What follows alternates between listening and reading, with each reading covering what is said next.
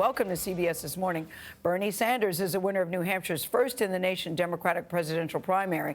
The Vermont senator who beat Hillary Clinton soundly in New Hampshire 4 years ago narrowly defeated former Mayor Pete Buttigieg 26 to 24%.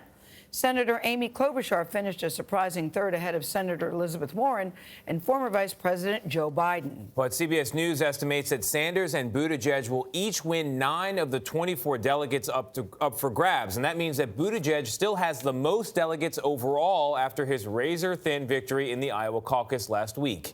Ed O'Keefe is in Manchester, New Hampshire. Ed, good morning. Long night. What did we learn? Sure was, Tony. Good morning. After the mess in Iowa, New Hampshire brought some welcome clarity to the race for president. There were clear winners and losers, with some campaigns throwing in the towel and others getting out of here as fast as they could and moving on to the next contests. Thank you, New Hampshire. Senator Bernie Sanders claimed victory and Democratic frontrunner status in the Granite State. This victory here is the beginning of the end for Donald Trump.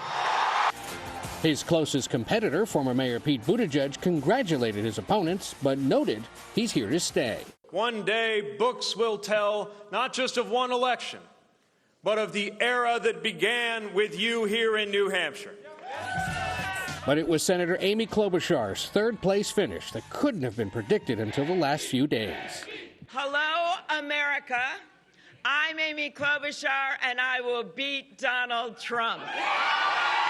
Klobuchar rode a wave of momentum after a strong performance in last Friday's debate. I came back and we delivered. CBS News exit polls found half of Democratic primary voters in New Hampshire decided on their candidate in the last few days. 29% of those who waited went with Buttigieg and 24% Klobuchar, while Sanders led among those who decided earlier. We are taking on billionaires, and we're taking on candidates funded by billionaires.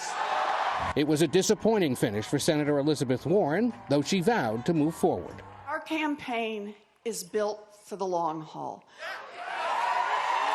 and we are just getting started. And sensing a poor finish, former Vice President Joe Biden fled New Hampshire early for South Carolina, where he believes he'll have more support. It ain't over, man. We're just getting started. But for some candidates, they decided it was over. Businessman Andrew Yang, who qualified for all but one Democratic debate, announced he's suspending his campaign. You know, I am the math guy, and it is clear tonight from the numbers that we are not going to win this race. Also dropping out, Colorado Senator Michael Bennet and former Massachusetts Governor Deval Patrick is expected to exit the race later today. The campaign moves on next to the Nevada caucus and the South Carolina primary. Anthony, we have no idea who will win. This much I know, it will be much warmer where we're going next. Good for you, Ed. Thanks.